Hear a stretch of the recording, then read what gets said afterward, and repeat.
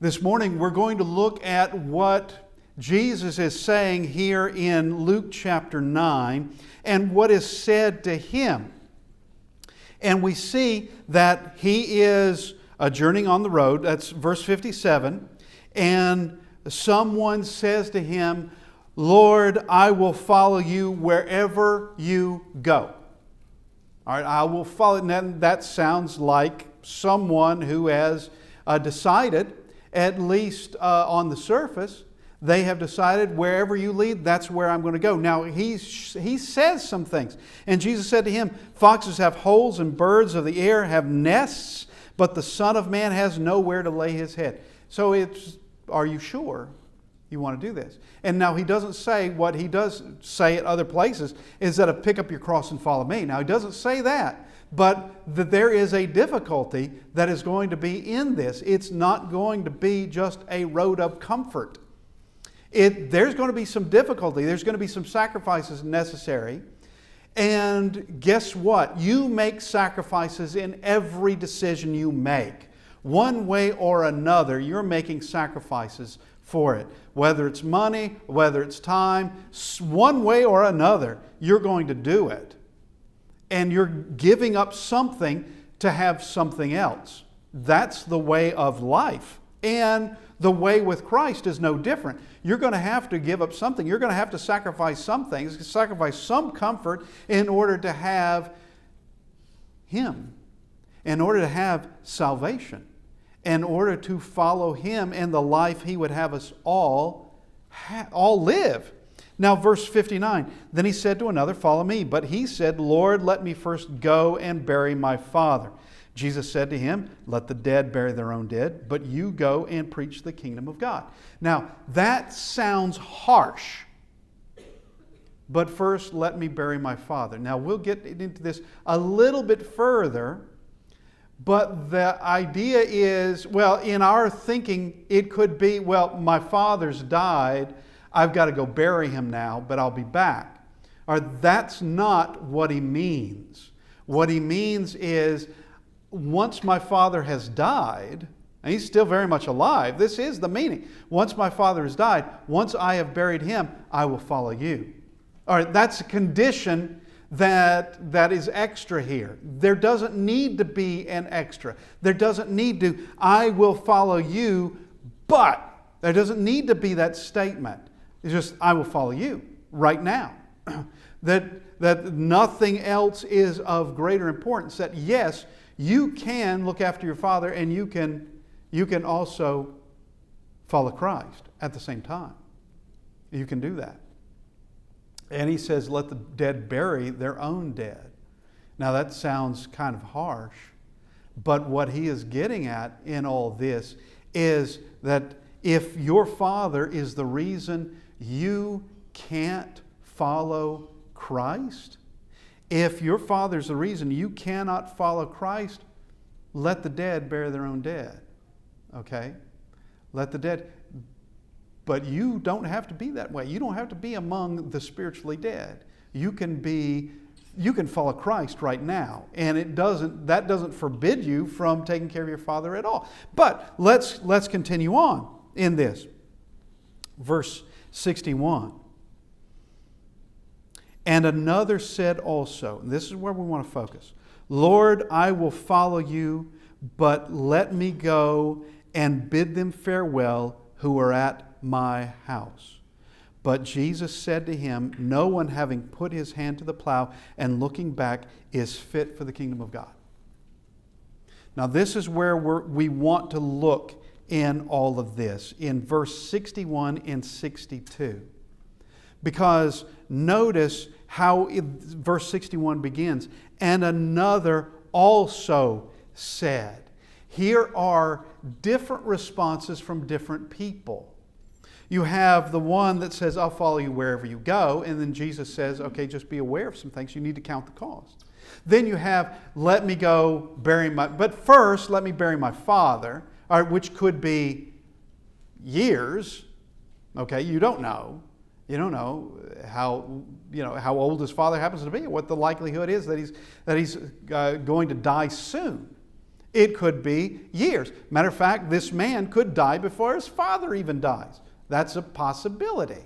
But it's just making up these conditions. Then you have the one that says, let me bid them farewell. Here is this other one this one also who's giving this little caveat, if you will, that I will follow you, but first, let me take care of this. But first, and here is, let's just look at this. We're going to look at this kind of word for word. All right, to begin with, he says, Lord. And what follows shows that he does recognize him as Lord, at least by way of word.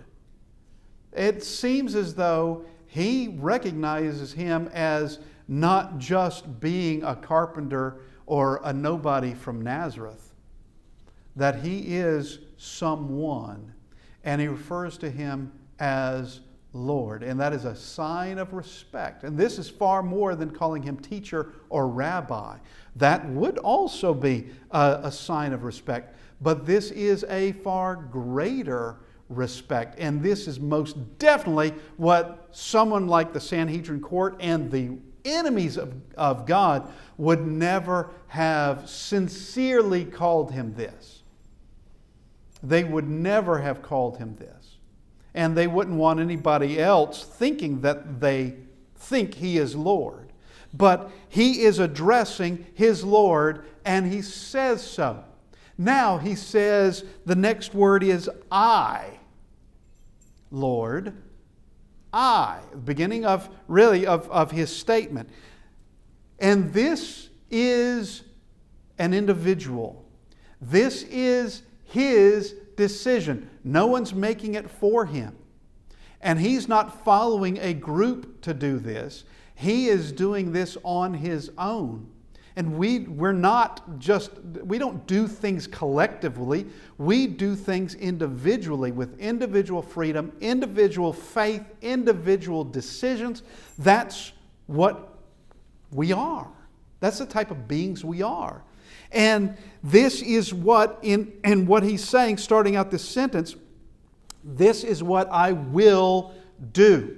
This is what I have decided in my own mind. This is what I am saying I'm going to do, and I'm going to do it. This is absolutely personal. This is absolutely independent, and this is an initiative that belongs to him, a personal initiative that he has decided. He's come to this conclusion on his own. He has done it. Now, in Matthew chapter 16, Jesus asks his apostles, who do men say that I, the Son of Man, am? And they give him a quick list of what some are saying out there. Because what Jesus had been doing was not done under a rock. It wasn't done deep in some cave.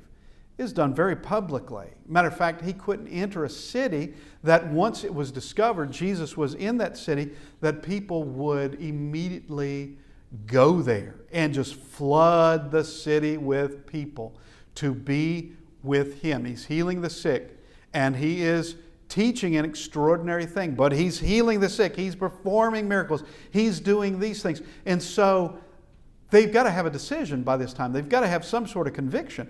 They've got to have some sort of conclusion. What is the conclusion? Who do men say that I, the Son of Man, am?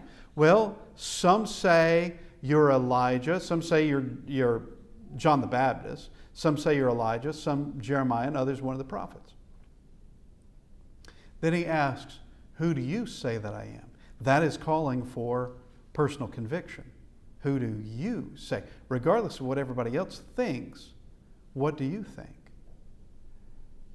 Because it doesn't matter what anybody else thinks. It really doesn't. You know, I'm getting sick of experts myself. I'm getting sick of them. And I see experts that I know, while they may hold some kind of expertise, is not working for me. They may hold some kind of expertise, but I have a distinct feeling they are either lying or they are 100% wrong. I don't need to wait on them to make decisions for myself. I don't have to wait on them to have the best advice given to me, and it's coming directly from God, and it's going to have to be from a personal conviction that this is done, a personal faith that it's done. Not waiting on the experts to get on board and say, yeah, it should be all right. Because the experts of the day, who were they? Well, they happen to be the priests. They happen to be the major teachers, such as Gamaliel. They happen to be those who pretended to be the super righteous, such as the Sanhedrin, or the upper crust, such as the Sadducees, or once again, the super righteous, the Pharisees. All right, they're not on board. They're not on board in all this, because who do men say that I am? Let's go and say, who do the Pharisees say that I am? They'd say, well, you're a worker of Satan, because they think you're doing this by the power of Beelzebub. Or the scribes think that. And the Sadducees, they're saying all kinds of things about you, that you are a blasphemer, but what do you say? And it is Peter that speaks up and says, you are the Christ, the Son of the living God. All right, that's what Peter thinks. And of course, Jesus knows.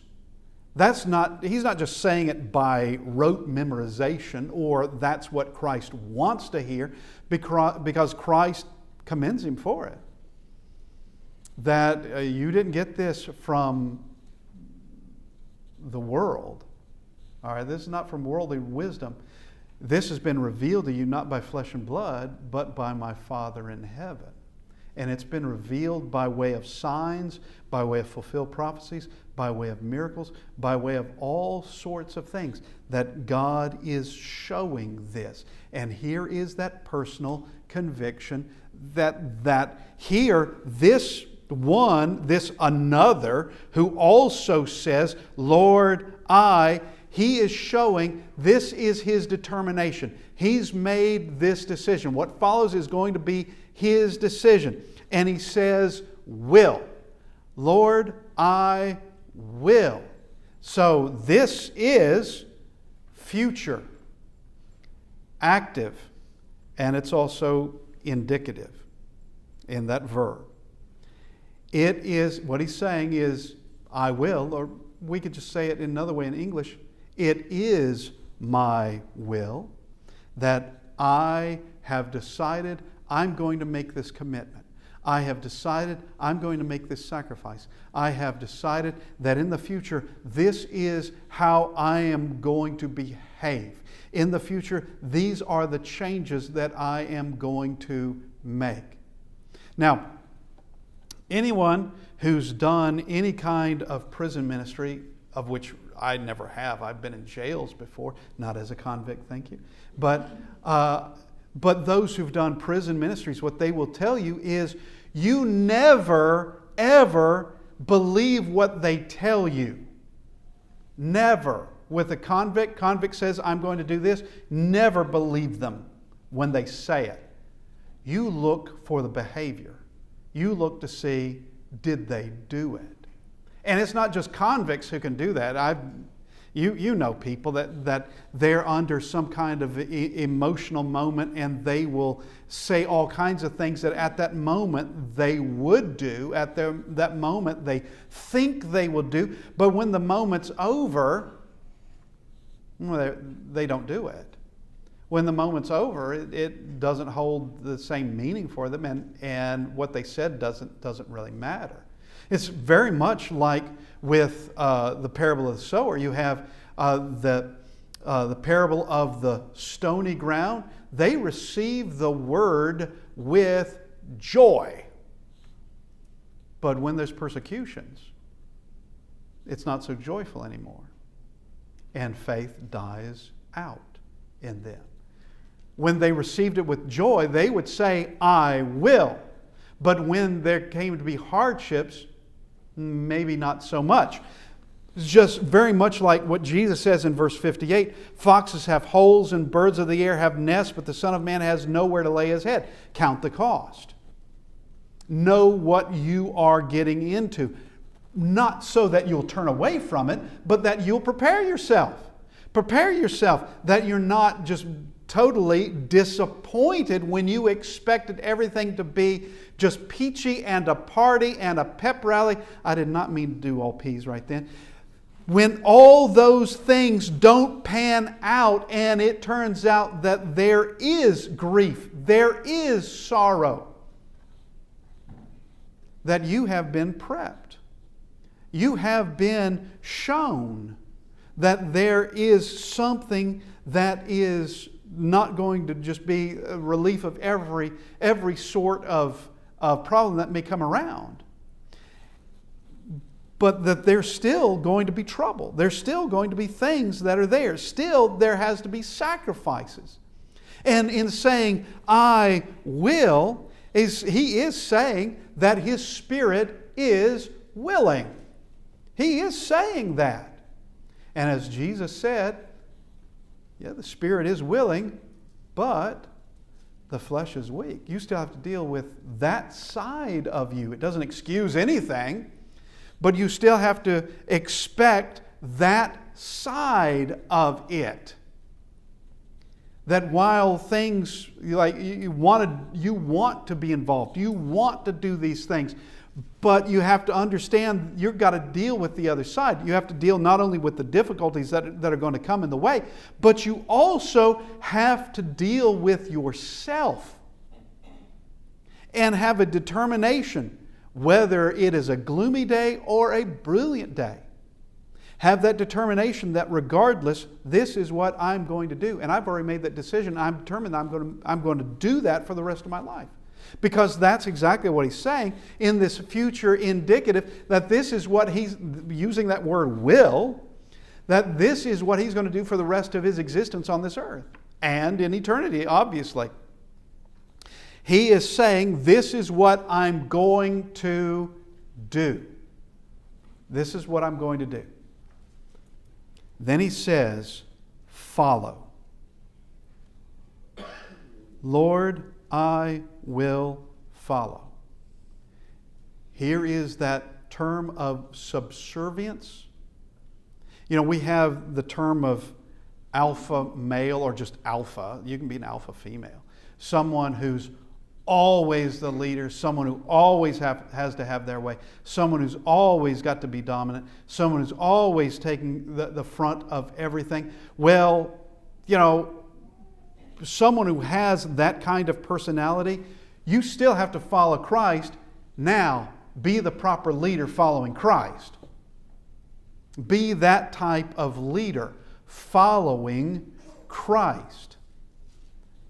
And people will follow you. They will. It's not going to be everybody, because not everybody's going to follow Christ.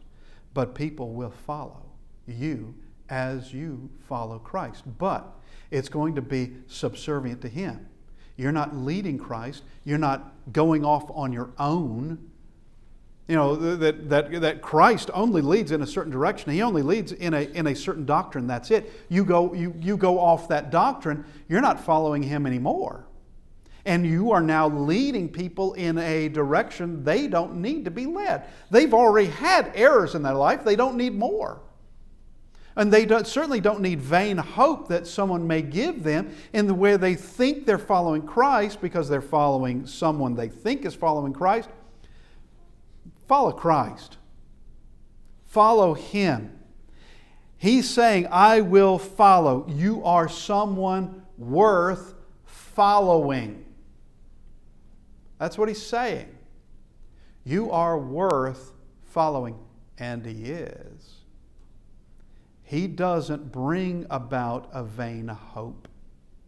He doesn't bring about a dead end. I just tell this story. I haven't told this story in a long time. But it goes, I was in a different country following a very rough road. And I was following a map. And we didn't know the map was wrong. I don't know who did that fiction. Someone had to, it was pure fiction. Someone made up those lines. I'm not kidding. Someone made up those lines, and I heard others talk about it too. You realize these it's McNally. Anyway, forgot the name of the map now. But if I could remember, I'd let everybody know that map was a lie. We're following this map, and it's a rough road, and it's rough going, but it's taking us to what on the map would be a settlement, a small settlement. It'd be a group of houses. That's where we want to go. And the road takes us directly to a fence.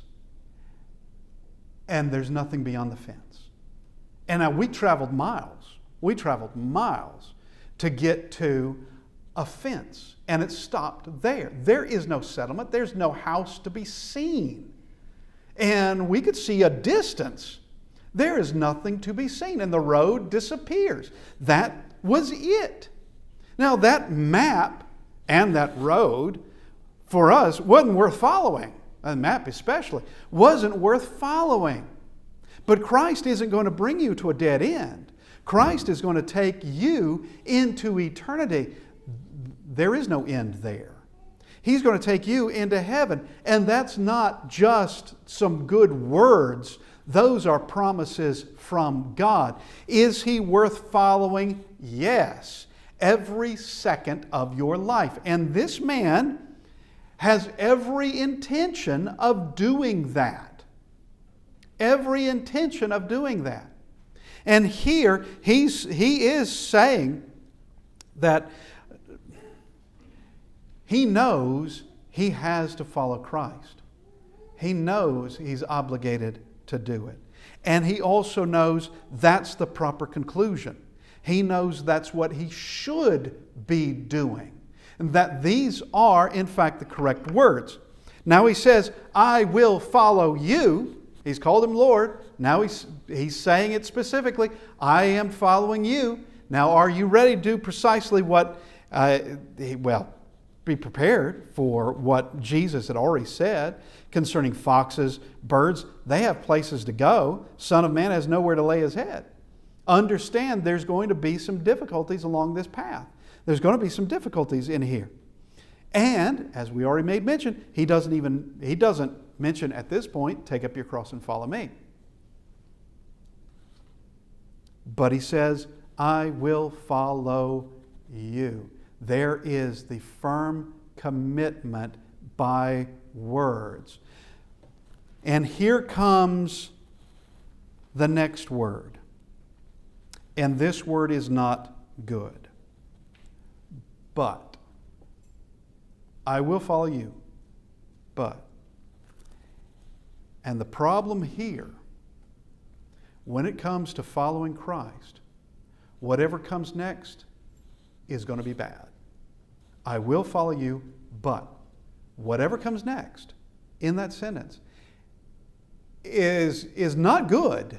It's not good because this puts something else in it. While I am determined to follow you, yet, I will follow you, but here comes another statement in here. And this is going to be another excuse. Just another excuse. We already have the one who's delaying that first let me go bury my father. Okay, let me do that. Let me do that first, and then I will follow you. And the likelihood of that, first off, the likelihood of that would be slim, but second, that's not following Christ, is it? If you're going to follow Him, follow Him. If you're not, don't pretend. Don't pretend that I always intended to do this, but I never seemed to get around to it. But the intent was always there. Doesn't matter. That doesn't get you into heaven. That doesn't get you pleased. God will never be pleased with that at all. Now, it doesn't matter what comes after this word. It doesn't matter what comes next, because it'll just be another excuse. And here's the thing about excuses. It doesn't matter what you say. It can sound valid or it can sound absurd, but it's still an excuse. I will follow you, but, and just make up any sentence that you want. But fish live in the ocean. Okay. It's just as valid as what he says. But fish live in the ocean.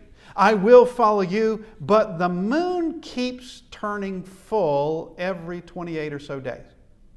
Okay. It doesn't matter what you say. It doesn't matter at all what you say. It's still an excuse. You can just make up the words. It doesn't have to sound good, or it can sound extraordinarily well worded.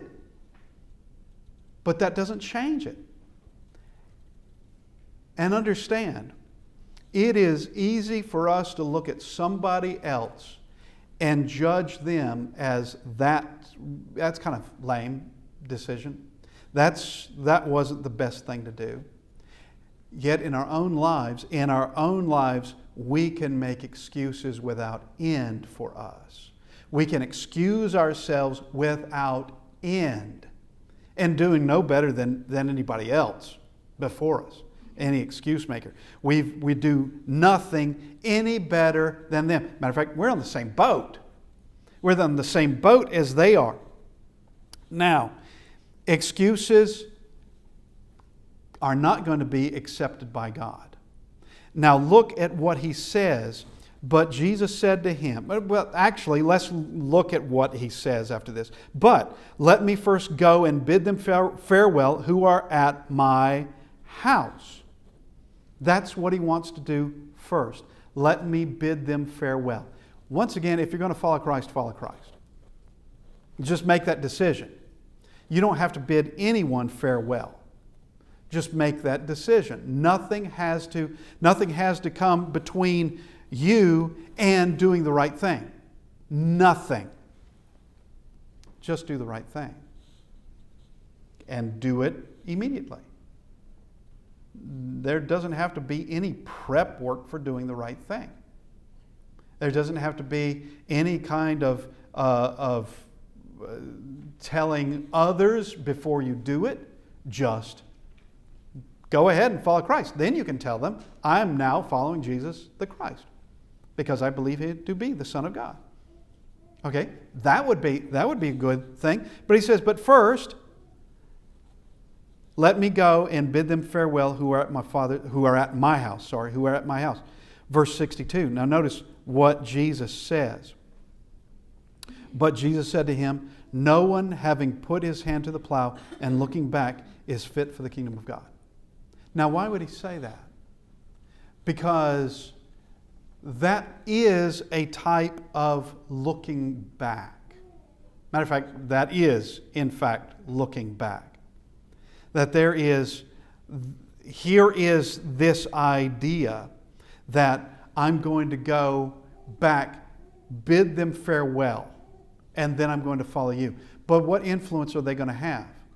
They're going to pull on him just like they're pulling on him right now. As a matter of fact, that he's got to go back and tell them farewell. He doesn't have to. Just tell them your decision. That's all you have to do. Just tell them your decision. And someone who is going to follow Christ, that is not the time to ever look back at your past life with any kind of longing. Sure, there are things in the past, good things that happen, also bad things that happen, but looking now forward to what needs to be done. Not looking back to life prior to Christ, but and with, once again, with any kind of nostalgia, with any kind of longing, with any kind of wanting to kind of revisit those things, it is, or to return to those things, it is with Christ now. You do what you are deciding to do. Just go ahead and do it. Just go ahead. There doesn't have to be like this sentence after a but. There doesn't have to be that now I'm going to do this, but later. I'm going to do this, but these things have to be done first. And there's a lot of things. Here is this idea of this broken sentence, Lord, I will follow you, but. I will follow you, but, and as we said, nothing good is going to come out of this because it's an unnecessary condition. And there's no real dedication in this, no real sincerity really in it. You know, if I were to tell Catrice, I love you, however, all right, you know what follows better be a joke. It better be a joke. Or there's going to be some discussion. Okay. To tell God, I love you, however, I will follow you, but, well, that doesn't show a dedication. That doesn't really show a love. That something is more pressing than following Christ. What is that? Just name it. What is more pressing than following Christ? Because I will show you where He shows us even life itself is not more important. I mean, life on this earth, your life on this earth is not more important than following Him. And I'll show you where He does it Himself. He died on the cross for us. Love for us, obedience to the Father. Where following what was right had a greater importance than His own life and His own comfort and His own, as we have been saying, even His own liberties. He didn't come to please Himself. He came to please the Father. He came out of love for us and to solve the problem that we created. Godhead didn't create that. We created that. And it goes back to the fact that we just fall short of the glory of God. Now, what this man basically is saying, and as this other man earlier concerning that of let me go bury my father first, is you come second. All right, there's something that needs to be done, but you can wait. Following you and all of this can wait. Well, that, once again, that doesn't show something that's high on your list. You know, as we've said, any excuse will do. Anyone will do. Because all of them lead to the same thing. Let's look at just some other statements. I will follow Christ tomorrow. No telling how many people have had that in their minds. There's no telling. Of course, God knows. But there's no telling how many people have actually thought that in their minds of when they were young, I will follow Him later. When they're middle-aged, still got years ahead of me, I'll follow Him later. And when they are old and elderly, I'll follow Him later. I've got fewer days, but I still have days. I will follow Him later. And you think Satan isn't behind that? Follow Him later and then it's too late. Follow Him later and it's over. I will follow Him later. And Jimmy told the story concerning Jimmy Hill. Some of you obviously remember Jimmy. Some would never have met him. Jimmy told this about his father, that while his father knew about the church, and he knew the teaching of the church, and he knew what he needed to do for salvation, for years and years and years and years, he didn't. But the day he decided, and he wasn't a young man, the day he decided that he was going to obey was the day he died before he could do it. Okay, Jimmy told that story. That was the day he died, and time ran out. And it could be that he suspected something was up. I don't know. But time ran out. And how many years did he have? A lot of years.